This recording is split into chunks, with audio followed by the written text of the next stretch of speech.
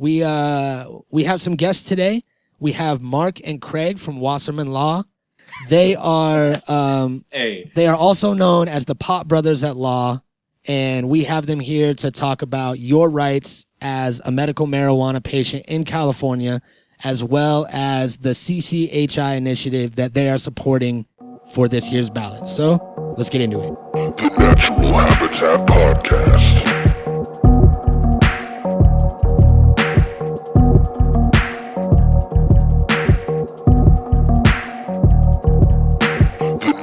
Habitat Podcast.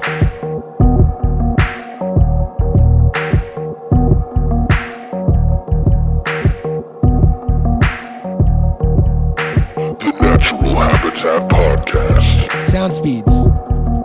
Check. Joey, you on set? Okay, I think that means yes. I'm on set. I'm on set. Mikey, am I on set? Yes. Yeah, man. Mm-hmm. Yeah, man, yeah. Yamanyak. Welcome to the Natural Habitat Podcast. My name is Mikey Buja. My name is Fidel Luga. That's it? Just one Luga? Yeah, just one Luga today. All right, nice. You have tuned into the Natural I already said that. I feel like I need to start it over again. We've started over a lot of times. We've spent our morning sitting around watching crazy Russian propaganda and music videos on YouTube, and it's pretty awesome. Yeah, I've been taking a lot of dabs. My brain's a little mushed out right now. We have some special guests in the house today. The Pot Brothers at Law. They are lawyers that do your everyday criminal law, family cases, and stuff like that. But they've recently been specializing in California marijuana law. So we got them on the show, and hopefully they're going to teach us some stuff about the legalities of the marijuana world. And they have some new initiative that they're helping push along, so we're going to ask them about that. But before we do that, these Russian videos have got me in like a whole new fucking frame of mind. I just can't stop thinking about how weird, and I don't mean to stereotype like Russians as like a creepy, people. There are some Russian dudes that are cool, but I have these Russian neighbors that it's like a lady with her 2 kids, and she's scary as fuck. All right. Like, she screams in Russian all the time at her kids. And I feel like she wants to fuck me a little bit sometimes. And it seems like it would be like a scary sexual encounter. Like, it wouldn't be fun. You know what I mean? And she just has like this creepy way about her. And I don't know if you saw VHS. If you ever saw that horror movie. No. Well, it's a bunch of little tiny stories. And one of the stories is about they meet this girl at a nightclub, bring her back to the hotel, and she turns out to be some sort of like vampire kind of thing. But she's Russian and barely speaks any English. So I think that put me off on Russian girls right away. You know what I mean? So it seems like there's a lot of weird shit that comes out of Soviet Russia, especially, in the 70s and the 80s when shit was different than it is now. And a lot of it was like censored and changed and shit. So I say that for our first smoke sesh of the episode, we listen to this gentleman. What is this? Some sort of like Russian version of Russia's Got Talent or something? Yeah, I don't know exactly what show it is from, but it is like one of those type of shows, and I just thought it was funny. The way that he comes out and does it, we'll talk about it afterwards. Yeah. I don't want to describe it. Yeah, he comes out, he has long brown hair, and he's wearing some sort of, it almost looks like a medieval type of garb, like his shirt that he's wearing. And you'll hear what he does. Yeah, and he comes out to do his little number. At first. And nobody sees it coming. Yeah, at first everyone's kind of listening to him like, what's happening right now? And then towards the end, he wins everyone over and gets a standing ovation. But I personally am not sold yet. Maybe if I listen to it this time and get high, I will be. Let's do it. Flick your pics, snap your pics. Everybody get ready for this early NHP smoke sesh while we watch this video. Bada boom.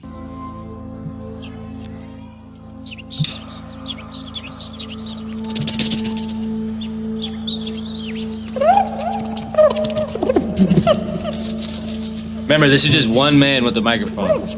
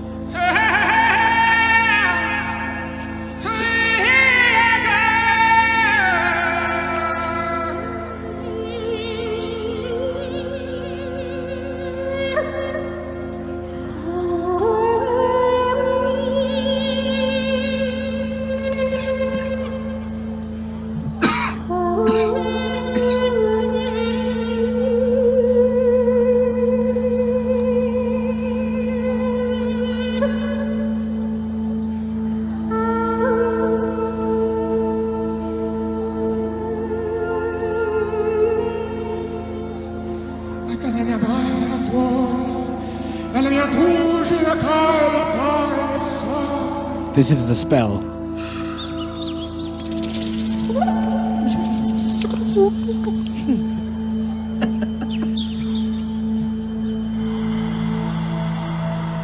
And he ends it with an exhale. So what Joey said after we watched this, and it makes a lot of sense, is that he just cast a fucking spell on all these people. Like some sort of ancient shit. And whatever he said just opened up some sort of doorway. And I think that a couple of those judges knew it. You could see it on their face. Everybody was like gasping, covering their mouth, and like eyes wide open. Like they were in complete, utter dismay. You know what I mean? Like they were in shock, fully in shock. They had no idea what was going on. They didn't expect anything like this. They thought this dude was going to come out and sing a fucking song or something. They had no idea it was about to be that deep. And he just straight up cast a Marshmallow Man fucking spell on everybody. Yeah. Like fucking straight up the soul started spinning in the sky and shit. There was some type of vortex. Some type of time warp was happening. Space-time continuum was like ripping apart. You know what I mean? Like something was happening. Yeah. So, it was all bad. Yeah. It was crazy.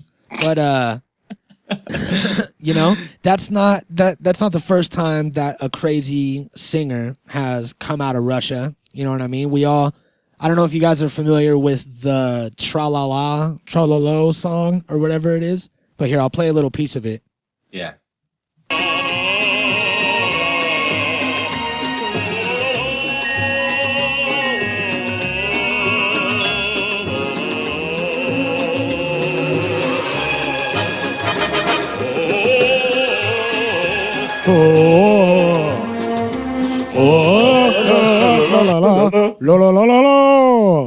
So that is a little piece of creepy Russian art that came out of Russia. I want to say, I'm not going to say what year it came out because I don't know. So during the Cold War. Yeah, during the Cold War, shit was crazy. You know what I mean? No, it looks like it. Honestly, it looks like the 70s. Yeah, it looks like it had to have come out the 70s or 80s, something like that, late 70s or early 80s or something. The guy's fucking. That's just what it's aimed to look like. Yeah. So yeah. He comes out with this like Americanized haircut, Yeah, he's And super American. He's like in an looking. American style suit, and he's just like he's trying to make it seem like, hey, we're cool over here in Russia. You know what I mean? Like we're all good. Don't worry about us, brother. Yeah, and if anybody's heard the whole song, he just says tra la la la la lo lo lo lo lo la la la the whole time, and then he laughs for a while. Yeah, it's really cool. And there was originally supposed to be lyrics, and the lyrics had to do with it was supposed to be John on a Mustang riding across the prairie to his love Mary, who was waiting for him and knitting him a woolen sock. So it painted this picture of like America, guy living on the range, his wife at home knitting him a woolen sock. Yeah, you got it. Like a big dress and like a bonnet and shit.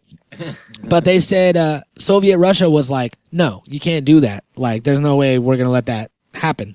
So they rewrote the story of the song to a man is merry. He walks and sings for himself.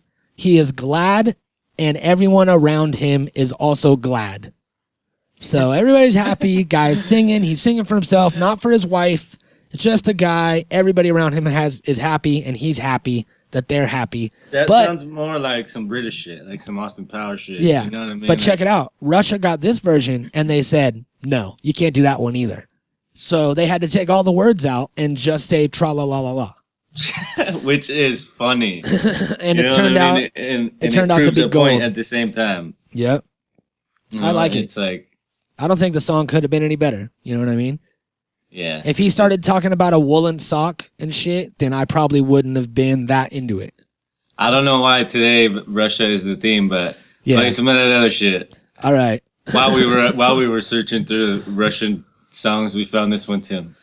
Yeah, let me pull this up. It was by I don't know her name. It just says Chum. Chum Drum Bedrum. Chum Drum Bedrum. That is a YouTube ad. That's what we do around here. We play YouTube ads. But yeah, this was probably Today's episode is brought to you by YouTube. Yeah, it looks like it's brought to you by Geico. Yeah. Looks like it's a Geico ad we played. We'll stick with YouTube.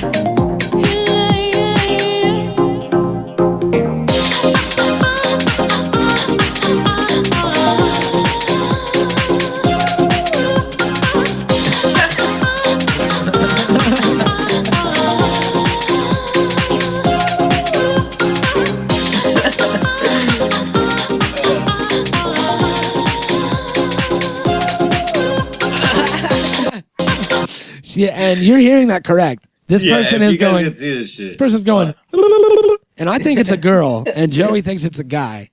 Yeah. So I don't know, man. If you just search Russian music, you get all kinds of cool shit, and it's amazing. It's a whole new culture. You know what I mean? Yeah, and I mean, like, we don't understand it properly, but doesn't mean we like it any less. You know what I mean? Like, I think that it's cool to find this shit. The world needs this shit too. It's better to have it than not have it. So fucking, if you're into some creepy shit, keep making that creepy shit, you know? Keep making that creepy shit, Russia. We'll be here. Yeah, we'll be here watching it. Yeah. I love it. We'll be watching it from the safety of YouTube. Yep. So before we get to this interview, I have one more piece of news. Astronaut Scott Kelly has just finished his year in space. I don't know if you heard about this. He just landed a couple days ago. And there was a lot of reports that he was 2 inches taller, but I think that has been disproven since then. I wanted to say that. It would have been so cool. But you know, this may not be true. When he came back to Earth, he was 2 inches taller. That's insane, right? Yeah, sure. Yeah. Hey, why would that be a thing? I don't know. Because gravity's not like... Yeah, because gravity's not pushing down on his shit. And I guess that you know, I've been following him on Instagram because he's been taking pictures from space and posting them on Instagram. Yeah. And I've been following him for like maybe halfway through his year in space, like the past 6 months. And, fucking, he's just now landing. He's super famous. And they're talking about how since he's landed, he has to deal with backaches, bone loss, loss of balance, headaches, muscle atrophy, nausea, radiation exposure, rashes. And it's going to take him like a month to get over it because his body wasn't compressed by the the gravity. And he didn't have, movement, wasn't any strain on his muscles. So he had to do certain workouts on the space station, but it's still not enough. It's not the same as fucking lugging your fucking 150-pound body around. You know what I mean?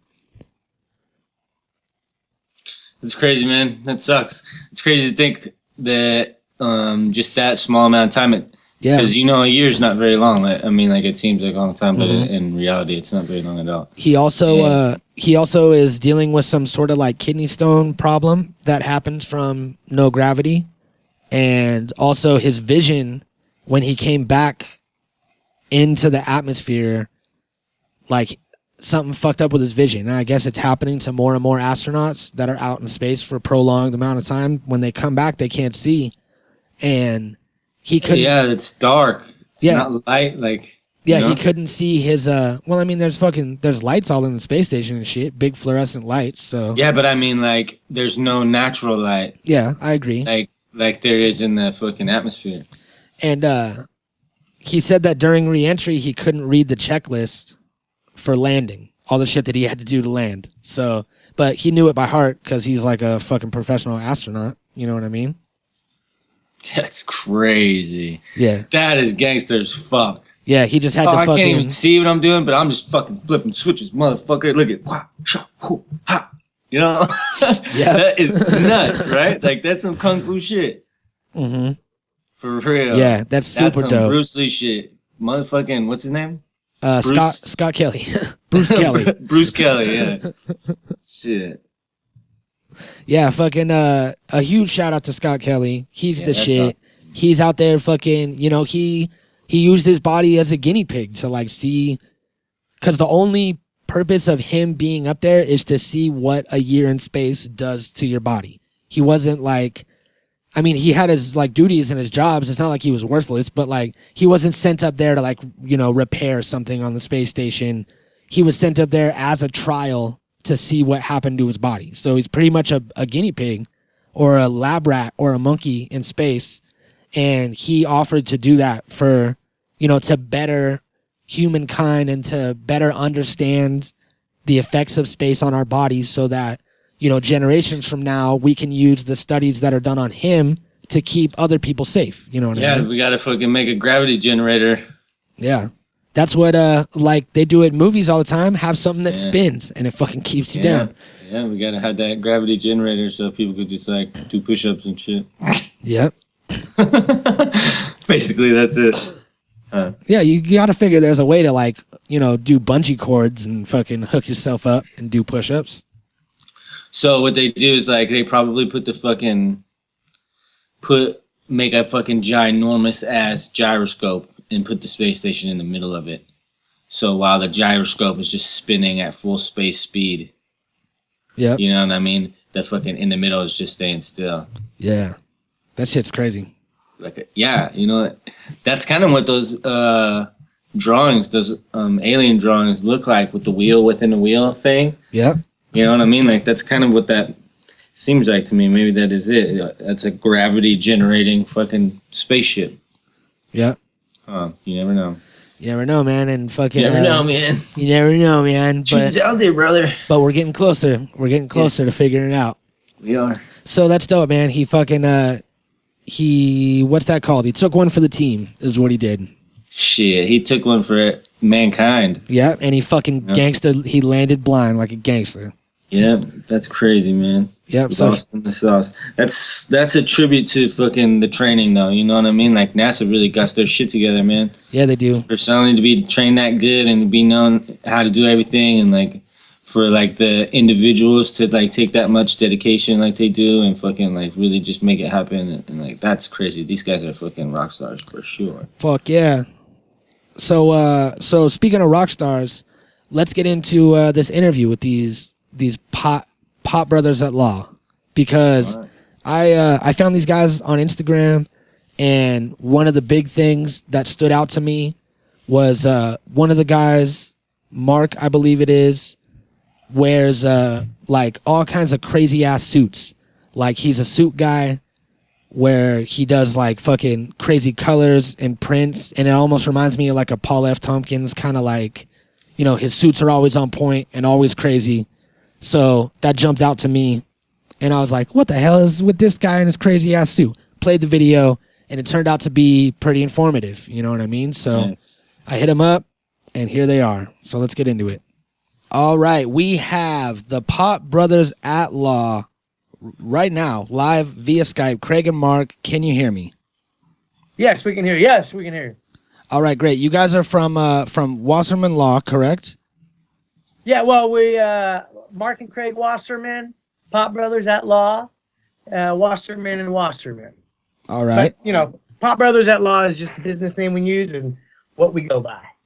Yeah, I stumbled across you guys on Instagram, and you know, you guys have these your tip of the day kind of informational videos that inform people of their rights and you know, how to act if you're in a traffic stop or something like that. And you know, I thought that it really stood out to me. You guys are out here providing information.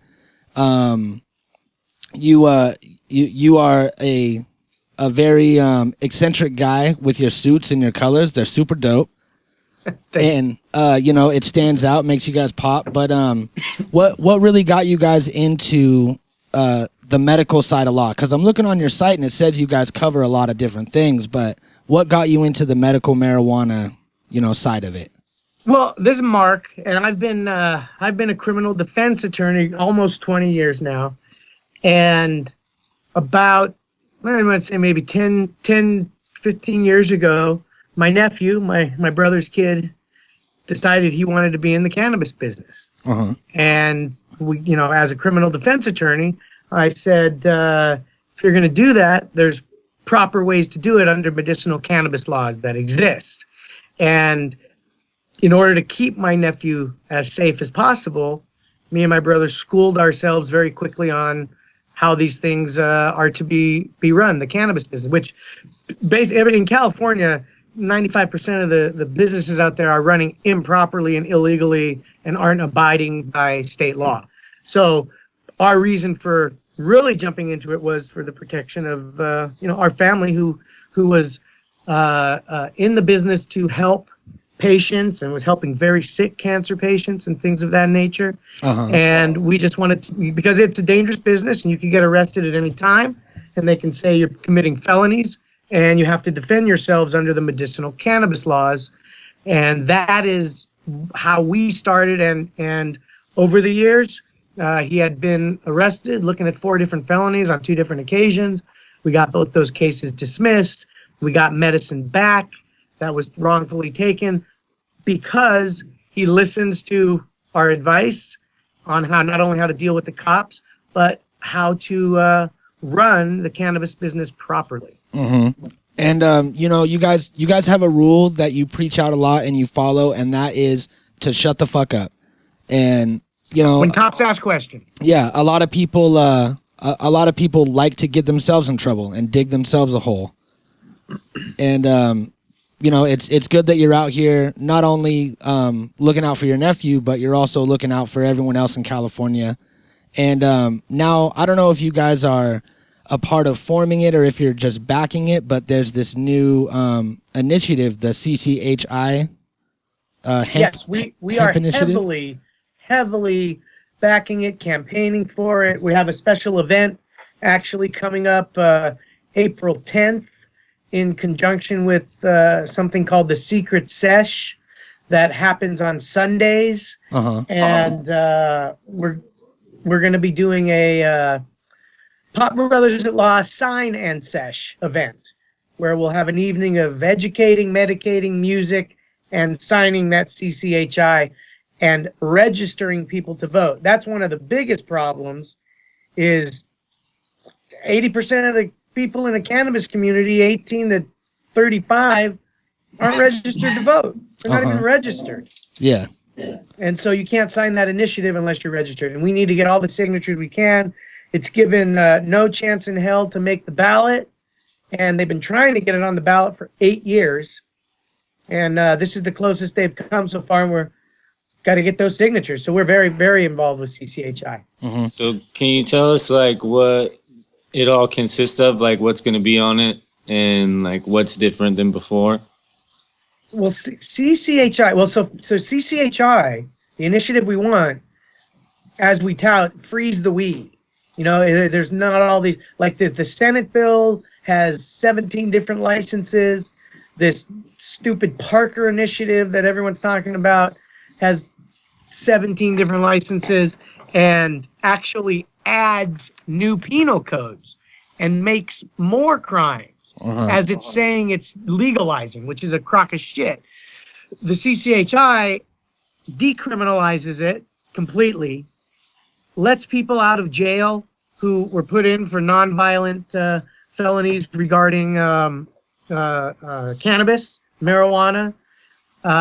Puts no tax on the medical cannabis, provides funding for other hemp industries, and you know the basic thing you got to walk away from with CCHI is that it's for the people, it's for us, it's so that we can possess what we need to possess if we want to travel from here to San Diego, from here to wherever, and it doesn't put a cap on that like the Parker initiative, which only 28 grams and 4 grams of wax, you know, and then it's still a crime.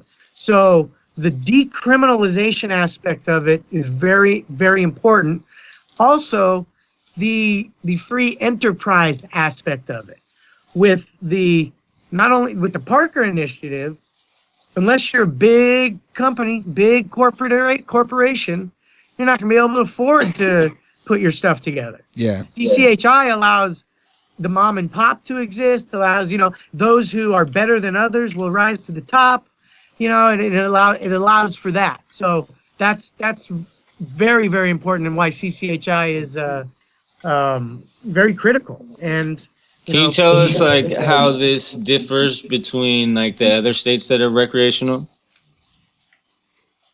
Like well, the other states that have done it are having boatloads of problems in all different areas because they have all these different restrictions and all these licenses and all that shit. And that's what, you know, we're learning from those states, that they're making a lot of money, but there's still a shitload of problems. When you talk to people who are in the industry at these legal states, there's still a boatload of problems.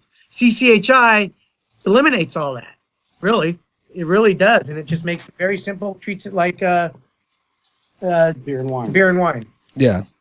And that's another thing that, you know, there used to be a time to where you would get pulled over and you had, you know, some weed on you or you were smoking, and the cops would, you know, take it, maybe give you a ticket for possession or something like that. But now that there's, you know, medical and a lot of people have their licenses, it's getting close to recreational, weed DUIs have become a huge thing to where, you know, this is Big Brother. I just walked in.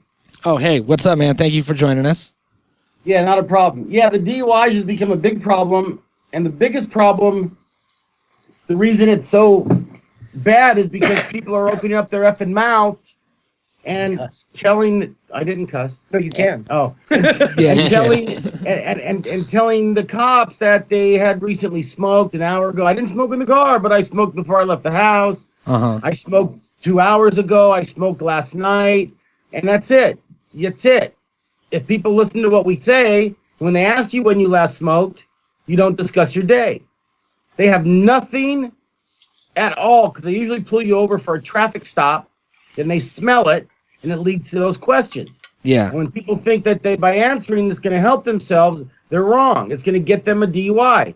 There's no way they're going to be able to give them a DUI if you don't discuss your day. You don't say you smoked, you don't smoke, you didn't, when, last, you say nothing. And all they have is a, you know, didn't blink or didn't have your blinker on or didn't have your tags right. They have nothing else. It's the only way we see people coming to us getting DUIs is opening up their freaking mouth and not listening to what we tell them to recite to the police, which is, I'm not discussing my day to any question, period. Yeah, I think that, it's there's rights that people have, and especially, it's 2016, so weed is looked at differently by a lot of people, and just because you smoke weed in your personal time or for medical use or for whatever reason it may be, doesn't mean that you should be treated like a criminal. And absolutely, we're all people. We're not hurting anybody. I might hurt a box of Captain Crunch, but that's about it. You know what I mean? And we preach that all the time, man. I'd rather have someone. It's legal. I use this analogy to show how stupid it is. How it's legal to have 6 crates of Jack Daniels in the back of my truck for a party, but I can't have 6 pounds of pot. Yeah. Those 6 crates of Jack, I could actually access it, drink, and kill 10 people head on. I couldn't smoke enough of the 10 pounds in my trunk to even. The worst I could do is I might hit up and have a couple of Del Tacos. Yep. You're not going to crash head on into anybody. It's just it's a farce. It really propaganda regarding marijuana is just got to end, and that's one of the reasons we decided to kind of come out of the closet and go, I don't give a fuck who knows that we smoke. We're professionals. We're attorneys. We go to court, and like there was a post recently. It went around Facebook or Instagram. Marijuana doesn't make you stupid. You're just stupid. Yeah. Yeah, exactly. I had to convince a good friend of ours' wife, whose brother was a fucking loser, and she related it to his pot use.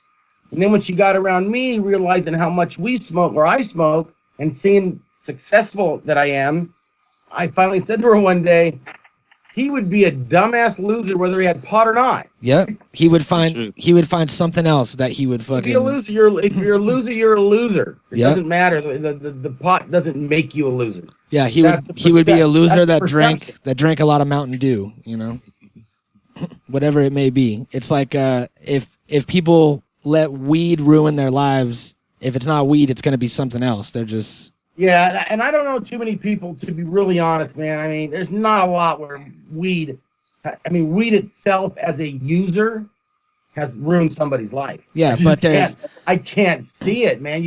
You can't OD. You don't go into withdrawals if you can't get any. Oh, it's ruined lots of lives. It's put lots of people in jail. And that's what I meant. I meant as a consumer, as a health thing. Yeah, is what I was talking about. It hasn't ruined someone's life as far as making them, go into withdrawals, making them a criminal as far as going out and needing to get more because they need a fix. It's just ridiculous. But yeah, it's absolutely affected millions of people's lives, made them criminals for something that's a natural product from Mother Nature that's not manufactured by mankind. Yeah, it's a shame that the only stats are on the negative side of the spectrum. It's bullshit. Yeah, but there's countless times that marijuana has helped people with PTSD. It's helped regress cancer cells. It's helped calm down seizures, and there's 1,000 cases of that. But nobody, us, 4 people sitting here that have smoked weed for years and years can't think of anybody that has had their life ruined just because they smoked weed. But I can pull up 100 good cases. I have a question actually. What kind of information do you have for parents of children with disabilities who are like debating on whether or not to treat with marijuana, and like what kind of consequences that they have against them for doing it if like anybody finds out? We actually usually refer people to the web. Really, we're not doctors as far as that part of it goes. But our advice to clients is whatever a healthcare professional, whether it be a scientific thing they can find, and get the CBD oils, whatever is necessary for the health of their kid, to do it. Yeah, there's no like. Unfortunately, in other like in California, which is all we can really comment on as far as law goes. As long as a parent signs off on someone under 18, they can have it too. All right, that makes sense. Yeah. So now it's the illegal states where people are really screwed. They got to move. Yeah. They got to move. Yeah, it's horrible. You see, there's a couple TV shows running, Miracle Cure 1, 2, and 3. It's like documentaries, and it's like the proof is there. It's ridiculous that it is. Politicians still like, well, we need to do a little more research. Yeah. I watched one where there was a guy that was making CBD oil in his garage and bringing it across the county line to a mother whose like 3-year-old daughter was epileptic and having seizures. And he was explaining that he was committing 4 felonies because he was making it in his garage, which was a felony, and then he was crossing the state line which was a felony, and then selling it knowing that it was going to go to a minor, and talking about all the time that he could have got in prison just for trying to help this girl not have seizures, you know? So it really needs to be evaluated. And I think that you guys are, you know, on the forefront of the California side of it, and you're doing a good service by being professional lawyers out here as a voice, and also being high while you are using that voice, because it shows that, you know, all these social stigmas and this bullshit that's been made up over the years just is false. Absolutely. Absolutely. Yep. So we thank you for doing what you do. We appreciate that. You know, we decided it was a big decision that I as older brother, I had to ponder when I wanted to come out and go, okay, I'm going to, not only Instagram was one thing because it was a big cannabis community. Who's looking at it was everybody who's in the community. So what? And then when I let little brother put it on Facebook and Twitter, that's when I decided I don't care who sees it. Yeah. If you don't like what I do, then fuck you. Mm-hmm. Yeah. That's really and too many professionals still are just so afraid of the stigma. Come out of the closet. You know, it's funny, all the people that I hang out with, I'm in a motorcycle group, and there's some older couples, and, you know, at first I was a little hesitant, but then it's like, you know what? It's, you know, a lot of these guys go out and have a couple drinks, and then they drive. I take a hit, and then I drive. Really? Yeah. There's not even there's no comparison. Yeah. Yeah, there really isn't. So well, you know, don't judge me. And I did it, and I have been totally accepted by people that I thought might not have been. Mm-hmm. Well, that's awesome. It's commendable. Cool. Yeah. Yeah, and I think that it's because of, you know, the internet and just the free, you know, range of information that everyone has access to. We don't have to be told, you know, the dangers of this on, you know, Fox News or CNN or some sort of special. We can, you know, research it ourselves. And I think that everybody now knows someone that is a functioning stoner and doesn't fall into, you know, the stereotype of, you know, this drug addict stoner character. So, right. You know, we'll definitely, We'll be excited to see what happens with this initiative that you guys are doing. We're going to have to look more into it, you know, and read up on it. Yeah, CCHI2016.org. It's a one-page initiative that gets rid of all of the bullshit, all the clutter. It literally releases people from non-violent felonies involving marijuana. They get released and their record's cleared. That's good. It's the only one that gets rid of criminal penalties. And it's regulated like beer and wine, and it's the only one also that actually does not allow cities to ban it unless an initiative by the people of the city choose to bring an initiative to say we don't want it here. A city council can't just say, like they do now, 10 people up there, whoever, in whatever city say we don't want it, we're banning it now. And then we have to fight, the people have to fight over that. So it's awesome. It's so grassroots. There's no money behind it to go buy signatures to pay signature gatherers, which is what the big money does. Mm-hmm. They pay $2 a signature. People stand on a corner and get signatures, and it's hard to fight that. But we're hoping by media, any way possible, and anybody listening, that they got to tell their 5 friends, who got to tell their 5 friends, who tell their 5 friends, and exponentially, it could work. There's enough of us. Yeah. Yeah, definitely. We go to some of these, marijuana events and festivals, and we tell people, young adults who don't want to sign a petition, going, you realize you could legalize marijuana.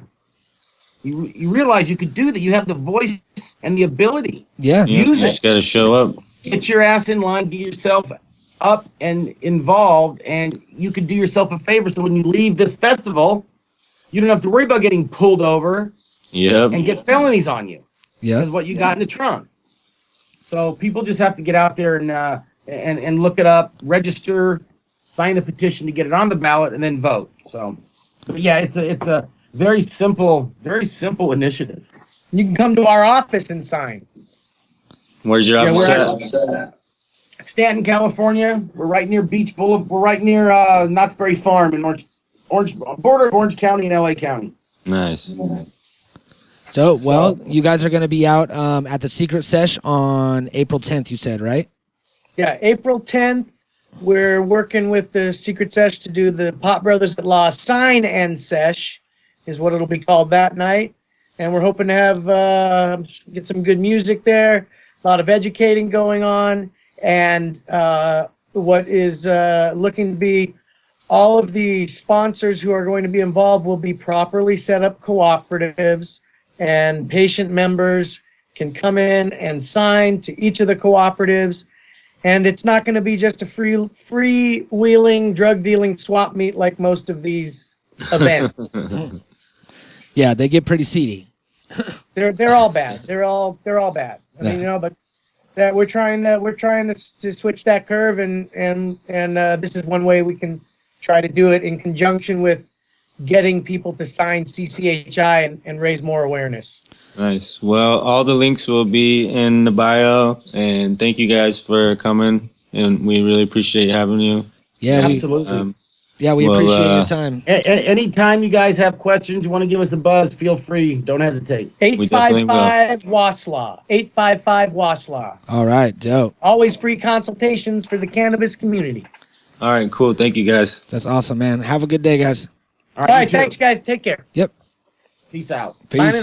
Signing off. Dunzo. We always do this thing where, cause we'll record the interview separately, and then we fake pretend that we're doing it all as one chunk in the episode. I'm letting you guys in on the secret stuff, all right? I'm not supposed to say this. I'm breaking the fourth wall. Rod and Tyler are about to be pissed. Yeah, they are. But what are they going to do? They're going to fire you. They're not Greg and Craig, all right? They're not as violent. Bro. They already like 50 million thousand. So be careful. I know. But, you're right. I'm not going to say it. Whatever I just said, I'm just going to edit it out. So don't worry about it. Nothing happened. But, yeah, man, that's dope that these guys, they got into it to help out their nephew. And their nephew was getting into the business. And they were like, look, we're already lawyers. We might as well school ourselves so we can protect you. And in the meantime, they're helping out other people. Because, it's like the Wild West of cannabis right now in California. It really is. And people, like he said about the festivals, like people aren't doing it right. And it's not, under legal standards of how you're supposed to, do these cannabis cups and shit. Everybody's just out doing whatever they want, and it kind of is, it does need to be regulated because there was a venue that I saw on a documentary somewhere that I want to say it's in LA, and they have barcodes on all their weed, and you scan the barcode and it'll tell you what warehouse the plant came from, when the plant was harvested, what kind of chemicals went into the plant, what lot number it was, how much the plant yielded in total. Like, okay, but it'll tell you all that shit. I feel like that responsibility lies on every single person who's out there doing that shit in the first place. Yeah, like, it does. If you buy an alcohol, they're gonna have to have those same type of regulations, right? So that's cool too. But at the same time, they have a lot less fucking hassle as like weed will if weed becomes legal. Like I feel like the open environment of the events right now is not a bad thing. No, it's not. I feel like there should be no pressure. You should be able to go and try to make deals with whoever you want to try to further your business, just like you would if that was the alcohol convention and you're just meeting with other people and fucking testing different alcohols, basically tasting them or whatever. Yeah, it's a wine festival. Yeah, you know what I'm saying? So it's like there's so much more to it, and I don't feel like any one thing is going to make it okay. I think that there should be no thing. You know what I mean? I think it should be completely done away with. It's not anything. It's not a drug. It's a fucking, you know what I mean? Yeah. Why regulate it like a drug if it's not a drug? Yeah, I think you should just be a certain age to buy it. That's about it. Yeah, I mean, it's stupid. The best thing so far has been the medical marijuana setup. Yeah. So no legal states fucking. So the best thing that you could do as an individual is go and do the research yourself and inform yourself on it. They have this initiative that they're pushing, the CCHI 2016. Yep. Go read it. They have the whole initiative there. I mean, it sounds like a good alternative to some other things. So I mean, like, it's really just up to you, and there's no way for anybody to have an opinion without getting the information. Yeah, so. and we also agree with them 100% that you need to, if you are able to, you need to register to vote, and you need to vote. Yeah, very much so. Even on shit that doesn't affect you. Say if it's some sort of school board thing, and you don't have kids, and you're an adult, and it doesn't really affect you, and you don't have any nieces or nephews in the school board. Like, look at it. Think about it, what you think is best, and vote for that shit. You know what I mean? Because every vote counts, no matter how insignificant you feel. Yeah, and that's how the shit it might be. Yeah, and that's how the shit works. Really does count. Yeah, that's how the democracy works. And if the young people aren't voting, the more and more young people don't vote, then that's just all these other people that get to make decisions for you. And then you get a bitch and complain about how shit isn't working out because you didn't try. You know what I mean? Yeah. So, it's coming, man. November's coming. Fucking get your ass registered. If you're not yet, you should be. Yeah, it should be done. Because they just had the fucking, what is it? Yeah, the Super Tuesday and then the Super Saturday and like all that. And I don't know, a lot of shit's going on. June, votes are coming up. Yep, so it's time to do it. Go get your ass registered. And supposedly you can register on their website. Isn't that what they said? I don't know. Yeah, I want to say they said something about at their website you can register to vote as well as sign the petition. So, nice. That's dope. They're hooking you up with the gateway to go and vote. So yeah, check them out. Check out their initiative. Check them out on Instagram, Pop Brothers at Law with underscores in between everything. And check us out and pictures of our dicks at naturalhabitatpodcast.com. Peace. All right. Peace out, everybody. Peace, bitches. The Natural Habitat Podcast.